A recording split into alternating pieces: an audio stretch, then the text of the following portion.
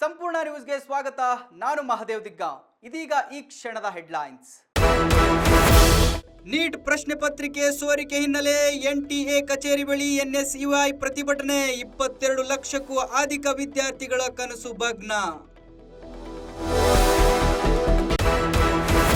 ಪ್ರಶ್ನೆ ಪತ್ರಿಕೆ ಸೋರಿಕೆ ಹಿನ್ನೆಲೆ ನೀಟ್ ಪರೀಕ್ಷೆ ರದ್ದು. ಕೇಂದ್ರ ಸರ್ಕಾರದ ವಿರುದ್ಧ ಸಿಡಿದೆದ್ದ ವಿದ್ಯಾರ್ಥಿಗಳು. ದೆಹಲಿಯಲ್ಲಿ NSUI ಸಂಘಟನೆಯಿಂದ ಪ್ರತಿಭಟನೆ.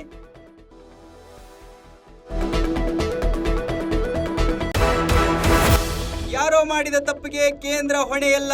ಕಾಂಗ್ರೆಸ್ ಆಳ್ವಿಕೆಯಲ್ಲಿ ಇಂತಹ ಬಹಳಷ್ಟು ನಡೆದಿವೆ. ವಾಸ್ತವಾಂಶ ಬರೋವರೆಗೂ ಕಾಯಬೇಕು ಎಂದ HDK.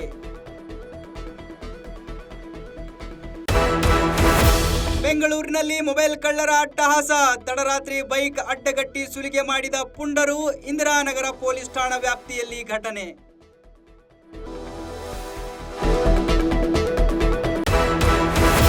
ನೀಟ್ ಪರೀಕ್ಷೆ ಪ್ರಶ್ನೆ ಪತ್ರಿಕೆ ಲೀಕ್ ಪ್ರಕರಣ.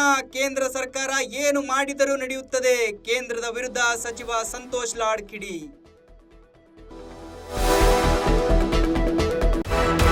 ಇದಾಗಿತ್ತು ಈ ಹೊತ್ತಿನ ಹೆಡ್ಲೈನ್ಸ್. ನಿರಂತರ ಸುದ್ದಿಗಾಗಿ ನೋಡ್ತಾ ಇರಿ ಸಂಪೂರ್ಣ ನ್ಯೂಸ್. ಇದು ನೊಂದವರ ಧ್ವನಿ. ಸಂಪೂರ್ಣ ನ್ಯೂಸ್, ಇದು ನೊಂದವರ ಧ್ವನಿ.